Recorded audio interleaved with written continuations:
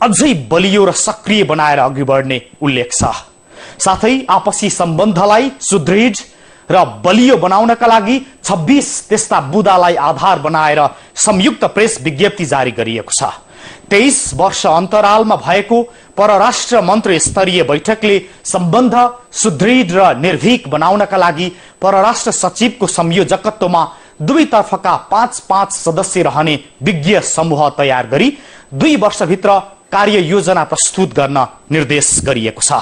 यसबाट नेपाल भारत सम्बन्धले नयाँ आयाम प्राप्त गरेको र यो दुवै देशको लाभका लागि प्रत्युत्पादक रहने ठम्याइएको छ। र आजको पावर न्यूज यसै विषयमा केन्द्रित छ। भारतीय विदेश मन्त्री सुषमा स्वराज 3 दिने नेपाल भ्रमण सकेर आइतबार बिहान भारत प्रस्थान गरिन्। स्वराजले आफ्नो नेपाल भ्रमणपछि भारत प्रस्थान गर्नु पूर्व भ्रमण निकै उपलब्धि पूर्णको प्रतिक्रिया दिइन्।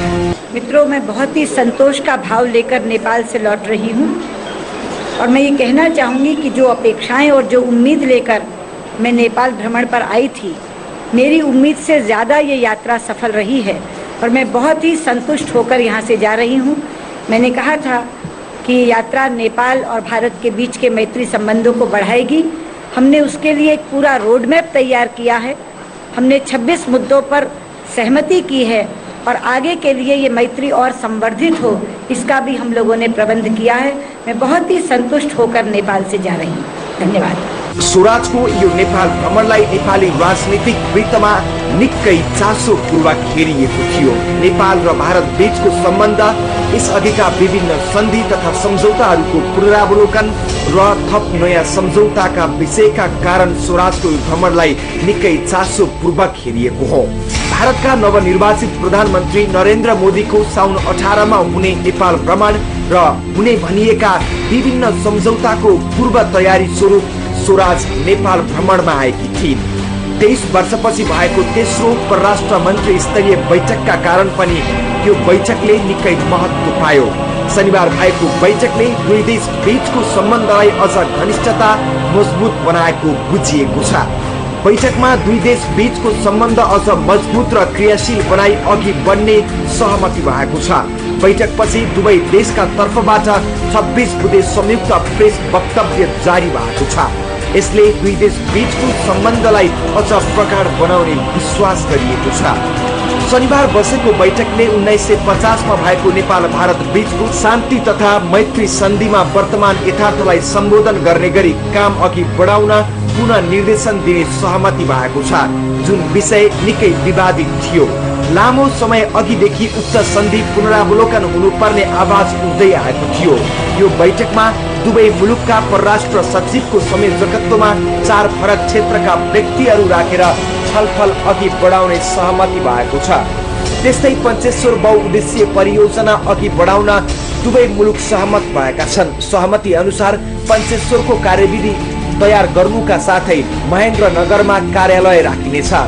दुई देश बीच चर्चामा रहेको विद्युत व्यापार सम्झौता पिटिए जति सक्दो छिटो गर्ने भनिएको छ, जसका लागि भारतले नेपालका लागि पिटिएको मस्यौदा प्रस्ताव गरिसकेको छ। त्यसमा भारतले नेपालका तर्फबाट आएको प्रस्तावका आधारमा अघि बढ्ने भनेको छ। माथिल्लो प्रणाली र अरू तेस्रो जलविद्युत आयोजना अघि बढाउन दुवै सरकारका तर्फबाट सहजीकरण र प्रोत्साहन गर्ने सहमति भएको छ। त्यस्तै लामो समयदेखि विवादित रहेको नेपाल भारत बीचको सीमा विवाद अन्त्य गर्न द्विपक्षीय सीमा कार्य समिति बनाएर टुङ्गो लगाउने सहमति भएको छ। बैठकमा नेपालको सुरक्षा क्षेत्रमा भारतले दिँदै आएको सहयोग बढाउन नेपालले अपेक्षा व्यक्त गरेको छ भने भारतले नेपालको भूमिबाट भारत विरोधी गतिविधि नहोस् भन्ने चाहना राखेको छ। सहमति अनुसार मध्य पहाडी मार्गको निर्माण कार्य अघि बढाउन, अन्तर्देशीय प्रसारण लाइन निर्माण तत्काल अघि बढाउने, हुलाकी राजमार्ग, महाकाली पुल, टनकपुर महेन्द्रनगर सडक, काठमाडौँ तराई द्रुत मार्ग लगायतका भारतीय सहयोग प्राप्त हुनेछ। 23 वर्षपछि भएको दुई देश बीच परराष्ट्र मन्त्री स्तरीय तेस्रो बैठक शनिबार काठमाडौँमा भए पनि चौथो बैठक पनि आगामी वर्ष भारतको नयाँ दिल्लीमा हुने भनिएको छ। 3 दिने नेपाल भ्रमणका क्रममा भारतीय विदेश मन्त्री स्वराजले राष्ट्रपति, प्रधानमन्त्री, विभिन्न राजनीतिक दलका नेताहरूलाई समेत भेटेर द्विपक्षीय सम्बन्धलाई मजबुत बनाउने कोसिस गरेकी छन्। उनले शनिबार नै राष्ट्रपति डाक्टर रामवरण यादव, प्रधानमन्त्री सुशील कोइराला, सभामुख सुभाष चन्द्र नेमान, प्रमुख विपक्षी दल एकीकृत नेकपा माओवादीका अध्यक्ष पुष्पकमल दाहाल, मधेसवादी राजनीतिक दलका नेताहरूसँग छुट्टा छुट्टै भेटवार्ता गरेकी थिइन्। भेटवार्ताले नेपाल भारत बीच सम्बन्ध सुधारका लागि नयाँ आयाम थपिएको भेटमा सहभागीहरूले बताए। जुन निर्धारित समयभित्र हामी संविधान बनाउँछौँ, यस प्रोसेसलाई टुङ्गोमा पुर्याउँछौँ र देशलाई विकास गर्ने आधार तयार गर्छौँ भन्ने मैले विश्वास व्यक्त गरेँ। उहाँले पनि त्यसमा आफ्नो शुभकामना दिनुभयो र साझै भारतको नेपाललाई समर्थन रहने, सहयोग रहने कुरा उहाँले राख्नुभयो। प्रधानमन्त्री नरेन्द्र मोदीको नेपाल भ्रमणको बारेमा छलफल भयो र उहाँले नेपाल आउँदाको अवस्थामा संसदलाई सम्बोधन गर्ने कुरा बारेमा छलफल भयो। दुई देशको बिचमा शान्ति कोअपरेटिभ भएर काम गर्न इच्छा हाम्रो छ। राजनीतिक क्षेत्रमा उच्च स्तरीय समझदारी बनाउँदै हामी अगाडि जान सक्छौँ। स्वाभाविक रूपले अब यो मोदीजीको नेतृत्वमा जुन बीजेपीको सरकार बनेको छ, त्यो सरकारको मूल मुद्दा नै विकास थियो र त्यो भारतमा विकास हुन्छ, नेपालमा स्वाभाविक रूपले विकास हुन्छ। किनभने विकासको एजेन्डा भएपछि जुन नेपालमा पनि हाम्रा संयुक्त आयोजनाहरू काम हुन नसकेको होइन। सीमा क्षेत्र भनेको त्यही विकासमुखलाकी सडकको कुरा थियो। अब सीमामा अब यो एसएसबी र हाम्रो सशस्त्र प्रहरीले त्यहाँको स्थानीय जनतालाई, चाहे त्यो भारतीय होस् कि नेपाली होस्, त्यसमा हुने समस्याहरूको सन्दर्भमा कुरा भयो। अनि यो कुराहरूलाई अब हामी दुवै देशको बैठकहरू हुँदैछ, त्यसमा के कति समस्या छ त्यसको बारेमा छलफल गर्छौँ। नेपाल भारतको जुन चाहे बुलाकी सडकको होस्, चाहे फास्ट ट्र्याकको होस्, चाहे पावरको होस्, दुईटै कन्ट्रीको जुन विन विन सिचुएसनमा एउटा अगाडि कसरी बढ्छ त्यसको बारेमा पनि कुरा, खास गरी राजनीतिक मुद्दा पनि कुरा हो कि यहाँ जुन संविधान बन्न लागिरहेछ, संविधान चाँडै संविधान बनोस्। सामाजिक सम्बन्ध कसरी विस्तार गर्ने, उहाँहरूको विगतदेखिको चाहिँ सम्बन्ध सहितका कुराहरूमा छलफल भयो। उहाँहरूले चाहिँ प्राविधिक तहमा भएको संयुक्त आयोगको मिटिङको बारेमा चाहिँ ब्रिफ गर्नुभयो उहाँले, मन्त्रीज्यूले र राष्ट्रपतिज्यूले चाहिँ अब हाम्रो दुई देशको बिचको सम्बन्ध कसरी सुमधुर हुनसक्छ, विकासमा भारतको ठुलो सहयोग हुन्छ भन्ने आशा राख्नुभयो। र अब संविधान निर्माणपछि हामीले अब विकासको कामहरू चाहिँ अगाडि बढाउनुपर्छ भन्ने कुराहरू भयो। प्रधानमन्त्रीज्यूले अब नेपाल शान्ति, स्थिरता, लोकतन्त्र र विकासको पथमा अग्रसर भएको छ। अब यो पथमा अग्रसर भइराख्दाखेरि भारतको सहयोग, सद्भाव, समर्थन हामीलाई जरुरी हुन्छ भनेर यी सब कुराहरू हाम्रो तर्फबाट भयो र एकदम राम्रो वातावरणमा कुरा। निकै व्यस्त कार्यतालिकाका बीच प्रधानमन्त्री कोइराला र विपक्षी दल एकीकृत नेकपा माओवादीका अध्यक्ष पुष्पकमल दाहाल बीच शनिबार छुट्टा छुट्टै भेटवार्ता भएको थियो। भेटपछि अध्यक्ष दाहालले भारतीय विदेश मन्त्री स्वराजको भ्रमण, राष्ट्रिय हित र भारतसँग सम्बन्ध सुदृढ पार्ने अवसर भएको बताए। अहिलेको मुख्य विषय भनेको अब भारतको विदेश मन्त्री यहाँ आउनु भएको छ। यो विषयमा हामीले कसरी चाहिँ हाम्रो राष्ट्रिय हितसँग सम्बन्धित विषय र दुई देशको सम्बन्ध सुदृढ गर्ने यो अवसर पनि हो। किनभने भारतमा एउटा बलियो सरकार बनेको छ। पहिलो कुरा यो धेरै वर्षपछि, झन्डै 30 वर्षपछि त्यति बलियो सरकार भारतमा बनेको छ। दोस्रो 23 वर्षपछि भारतको प्रधानमन्त्री नेपाल आउँदै हुनुहुन्छ। यो दुईटै कुरा हाम्रो लागि अवसर हो। यो अवसरलाई राम्रो सदुपयोग गर्नुपर्छ भन्ने कुरा भइरहेको छ। शनिबार नै भेट गर्ने भनिए पनि समय नमिले पनि स्वराजले नेकपा एमालेका नेताहरूसँग भने आइतबार बिहान मात्रै भेट गरिन्। भेटपछि एमाले नेताहरूको प्रतिक्रिया यस्तो छ।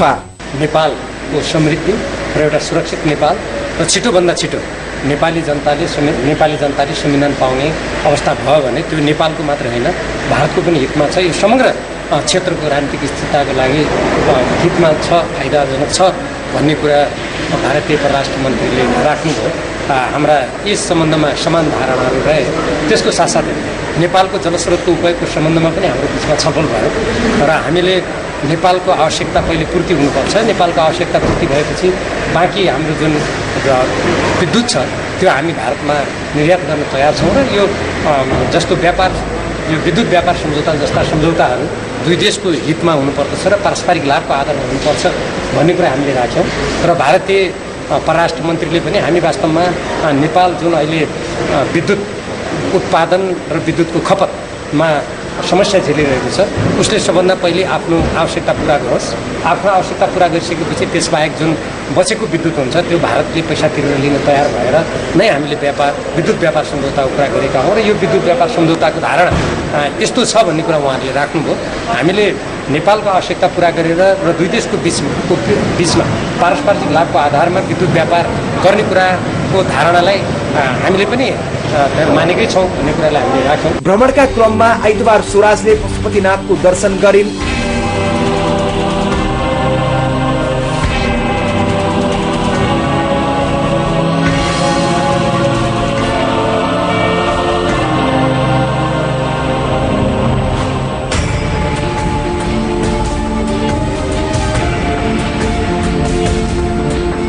र उनी आइतबार बिहान भारत प्रस्थान गरेकी छन्। साउन 18 मा भारतका प्रधानमन्त्री नरेन्द्र मोदी नेपाल आउँदैछन्। 17 वर्ष यता भारतीय प्रधानमन्त्री नेपाल नआएको अवस्थामा मोदीको आगमनले दुवै देश बीचको सम्बन्ध सुधार हुने आश गरिएको छ र विदेश मन्त्री स्वराजको भ्रमणले पनि दुई देश बीचको सम्बन्धलाई अझ मजबुत पारेको विश्लेषण गरिएको छ। दर्शकहरू, नेपाल भारत सम्बन्धमा निरन्तर कलहको विषय बन्दै आएको सीमा समस्या र सन् 1950 को शान्ति तथा मैत्री सन्धि सहितका विगतका सन्धि सम्झौताहरू पुनरावलोकन गरिने गरी भएको यो सहमतिले सम्बन्धलाई नयाँ चरणबाट अघि बढाउने संकल्प लिएको छ। यस्तो संकल्पले दुवै देशको हितलाई मुख्य बनाएको छ। साथै पछिल्लो समय नेपालमा विवादित र चर्चामा रहेको नेपाल भारत विद्युत व्यापार सम्झौता PTA जति सक्दो चाँडो गर्ने भनिएको छ। यसका लागि नेपालले राजनीतिक सहमतिको पर्खाई भनेको छ, तर भारतीय प्रधानमन्त्री नरेन्द्र मोदी नेपाल आउनु अगाडि नै PTA मा सहमति जुटाउन भारतले आग्रह गरेको बताइएको छ। यसरी सन्तुलित सम्बन्धको नयाँ आयाम सँगसँगै अगाडि बढ्नका लागि यसपटक भारतीय विदेश मन्त्रीको भ्रमण फलदायी भएको र सोचे भन्दा बढी उपलब्धि हासिल भएको टिप्पणी स्वयं विदेश मन्त्री स्वराजले गरेकी छिन् र यो सन्दर्भको बाँकी सामग्री सहित आउँछौं, तर त्यसअघि एकैछिन विश्रामले छौं। दर्शकहरू, न्यूज 24 टेलिभिजनमा पावर न्यूज बीच हुनुहुन्छ। छिमेकी भारतसँगको सम्बन्धको उतार चढाव बीच आएको अर्को कोसे ढुङ्गा नजिक बोलिरहेका छौं हामी र आपसी सम्बन्ध सुमधुर बनाउने संकल्प दोहोरो रूपमा गरिएको छ। सँगसँगै समृद्धिको यात्राका लागि प्रयासरत भएको प्रतिबद्धता व्यक्त छ। यस क्रममा भारतीय प्रधानमन्त्री नरेन्द्र मोदीको भ्रमण नजिक भारतीय विदेश मन्त्रीको भ्रमणले असल छिमेकको सम्बन्ध अझ बलियो बनाउने सहमति भएको छ र अब प्रस्तुत छ साउन 18 गते हुने भारतीय प्रधानमन्त्री मोदीको भ्रमणलाई लिएर चलिरहेको बहस। विषयलाई अझ सक्रिय परिणाममुखी बनाउन गरिने प्रयास बारेको यो सामग्री। भारतीय विदेश मन्त्री सुषमा स्वराज नेपाल भ्रमण सकेर आइतबार बिहान भारत प्रस्थान गरिन्। साउन 18 गते भारतीय प्रधानमन्त्री नरेन्द्र मोदीको भ्रमणको पूर्व तयारी स्वरूप विदेश मन्त्री स्वराज शुक्रबार काठमाडौँ आएकी थिइन्। नेपाल भारत परराष्ट्र मन्त्री स्तरीय तेस्रो बैठक यस बीचमा सम्पन्न भएको छ, जहाँ दुई देश बीचको सम्बन्ध अझ प्रगाढ बनाउनुका साथै 26 वटा बुँदामा सहमति भएको छ। भारतसँग विगतमा भएका विभिन्न सन्धि र सम्झौता पुनरावलोकनका साथै दुवै देशको हित हुने गरी केही नयाँ थप सम्झौता गर्ने विषयमा दुई देश सहमत भएका छन्। साउन 18 गतेदेखि हुने भारतीय प्रधानमन्त्रीको भ्रमणले नेपाल भारत सम्बन्धलाई अझ थप उचाइमा पुर्याउने विश्वास गरिएको छ। भारतीय विदेश मन्त्री सुषमा स्वराज आउँदा कुनै पनि सहमति हुन नसके पनि यसलाई उनले आफूले सोचे भन्दा सफल भएको बताउनुको पछाडि कूटनीतिक भाषा हो भन्छन् परराष्ट्रविद जयराज आचार्य। उहाँ एकदम विदुषी मान्छे, कूटनीतिक भाषामा त्यो भन्नु पर्थ्यो पनि, भन्नु स्वाभाविक हो, तर रियालिटी त हैन सबैको सामने छँदैछ। म चाहिँ यो अलिकति त्यो एउटा भए पनि ठोस हैन, तपाईले कति 26 बुँदा सहमति भन्नु भने 26 बुँदे सहमति हैन, 26 वटा बुँदामा छलफल भएको हैन, एउटा प्रेस विज्ञप्ति हो त्यो। सहमति त एउटा पनि भएको छैन हैन। यो त यो कुरा भयो, यो कुरामा यसो गर्ने भन्ने एउटा चाहिँ नि मिलेर जाने भन्ने इभन सन् 50 को सन्धिकै चाहिँ नि पुनरावलोकन गर्नलाई 5 सदस्यीय एउटा कमिटी बनाउनु हुँदा त्यस्ता कमिटी धेरै पटक बनेका छन्। नेपालले भारतसँग निकै ठूलो फाइदा लिन सक्छ। खुफिया एजेन्सी र कर्मचारी तन्त्रमा सीमित नेपालको परराष्ट्र नीतिलाई भारतले फेरि राजनैतिक तहमा पुर्याउन खोजेको विश्लेषण गर्दै भारतका लागि पूर्व नेपाली राजदूत दुर्गेश मान सिंह भन्छन्, धेरै जसो समस्याहरू यो ब्युरोक्रेसी, यो कर्मचारी तन्त्र र यो खुफिया तन्त्र, त्यो ब्युरोक्रेसी र यो सिक्युरिटी एजेन्सीको थ्रु धेरै कुराहरू यहाँ चाहिँ कामहरू भए, कुराहरू भए र प्रक्रियाहरू अगाडि बढे। त्यसले गर्दाखेरि भनौँ न हामीले जुन एउटा पोलिटिकल भेन्ट पाउने हो त्यो कहिले नेपालले त्यो वञ्चित भएको आफूले महसुस गरेको चाहिँ मलाई लाग्छ। नेपालमा जुन एउटा भिजन सम्बन्धी जुन एउटा फड्को मारेको त्यो मलाई असाध्य सकारात्मक जस्तो मलाई लाग्छ, जसले गर्दाखेरि हाम्रो यो एउटा राजनीतिक तहमा अहिले केही संवाद वाद विवाद सुरु भएको छ। जतिखेर नेहरूको पालाको नेपाल इन्डिया रिलेसन थियो नि, हाई लेभल पोलिटिकल उसमा नेहरूले नि सबै कुरा डिल गर्थे त्यो बेला, कसलाई भेट्ने कसलाई नभेट्ने, कोसँग कस्तो कुरा गर्ने सबै, इभन होला त्यसको पोजिटिभ नेगेटिभ एस्पेक्ट। तर नेहरूको लेभलमा भएको नेपाल इन्डिया रिलेसनलाई चाहिँ पछि हामीले राजदूत र सरले भन्नुभयो जस्तै राजदूत पनि हो कि होइन, अझ खुफिया एजेन्सीतिर पुर्यायो भनेर जुन डर थियो त्यसलाई चाहिँ फेरि पोलिटिकल लेभलमा अन्डु गर्ने प्रोसेसको लागि चाहिँ यो अहिले भारतको पहल चाहिँ सकारात्मक देखिन्छ। तर त्यसमा अहिले सरले उ गर्नुभयो जस्तै कतिपय कुराहरू चाहिँ अझै बाँकी छन्। नेपालले भारतसँग विद्युत व्यापार सम्झौता गर्नुपर्ने र यसबाट फाइदा लिनुपर्ने परराष्ट्रविदहरूको तर्क छ। यदि नेपाललाई आपत्तिजनक लागे त्यसलाई संशोधन गर्नुपर्ने उनीहरू बताउँछन्। धारा 3 को ए र बी मा चाहिँ नि खास गरेर बी मा के भनिएको छ भने भारतले 100% लगानी गर्ने अथवा भारतले अन्य कुनै चाहिँ पार्टीसित मिलेर गर्ने लगानीलाई नेपाल सरकारले फेसिलिटेट गर्ने छ, सहजीकरण गर्ने छ भनेर लेख्या छ। त्यसलाई चाहिँ नि पब्लिकमा कस्तो अर्थ लगाइयो भने ल भारतले नेपालको चाहिँ जलस्रोतलाई 100% चाहिँ नि हडप्ने अथवा कब्जा गर्ने भयो भनेर लेखियो। यदि त्यस्तो लागेको छ भनेदेखि हामीले त्यो ड्राफ्टमा चाहिँ नि छलफल गरेर के भन्न सकिन्थ्यो भने त्यो धारा 3C एउटा थपौँ र चाहिँ नि के भनौँ भने धारा बीमा जेसुकै लेखिएको भए पनि नेपाल एउटा स्वतन्त्र सार्वभौम सत्ता सम्पन्न राष्ट्र भएको हुनाले उसले आफ्नो जलस्रोतको अथवा पावरको विकासमा आफै अथवा कुनै पनि अन्य पार्टीसँग मिलेर स्वतन्त्र काम गर्न सक्नेछ भन्ने कुरालाई त्यो धारा बीले काटेको मानिने छैन। थपेर एउटा चाहिँ त्यहाँ एउटा थपिदिएको भइहाल्थ्यो। त्यसले त सम्पूर्ण के भन्छ आशंकाहरूलाई निराकरण गर्थ्यो। अथवा नेपालले त्यो सम्पूर्ण आशंकालाई निराकरण गर्ने जुन भाषामा एउटा प्याराग्राफ लेख्न सकिन्छ त्यो भाषामा लेखेर यो तपाईलाई स्वीकार्य छ कि छैन भनेर भारतको अगाडि प्रस्तुत गर्न सकिन्थ्यो नि, किन त्यो नगरे?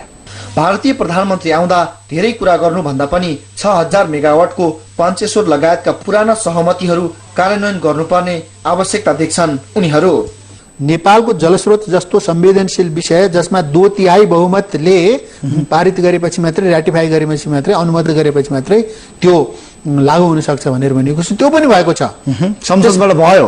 त्यो चुप लाएर किन बस्ने, त्यो गरौँ न भनेर एक बुँदे माग राख्ने र त्यो अच्छा यही करेंगे भनेर बनाउने र त्यो भोलिदेखि काम पनि गरौँ न थाल्ने यो गर्नुपर्छ। यहाँ 26, 27, 48, 39 वटा चाहिँ नि बुँदा चाहिँ नि निकालेर त्यही सबैमा अब भविष्यमा काम गर्दै जाने सहमति भयो भन्ने खालको भेग कागजमा सही गरेर कुनै लाभ छैन। भारतीय प्रधानमन्त्री मोदीले भारत एक्लै हिँड्ने भन्दा पनि सार्क क्षेत्रका सबै राष्ट्रहरूलाई समुन्नत बनाएर अगाडि बढाउनु पर्ने धारणा राखेका छन्। यसले मात्र सबैलाई फाइदा हुने भारतले बुझेको कारण नेपालले त्यसबाट फाइदा लिनुपर्ने परराष्ट्र जानकारहरूको भनाइ छ। मनमोहन सिंह नआउनु भएको हाम्रै कारणले हो र वास्तवमा नरेन्द्र मोदी आउनु भएको पनि हाम्रो कारणले होइन, उहाँको कारणले हो। यो छर्लङ्ग बुझ्नु पर्यो हामीहरूले, किनभने Narendra Modi has a mission. भारतलाई इन्डिया होइन भारत बनाउन खोज्दै हुनुहुन्छ उहाँ।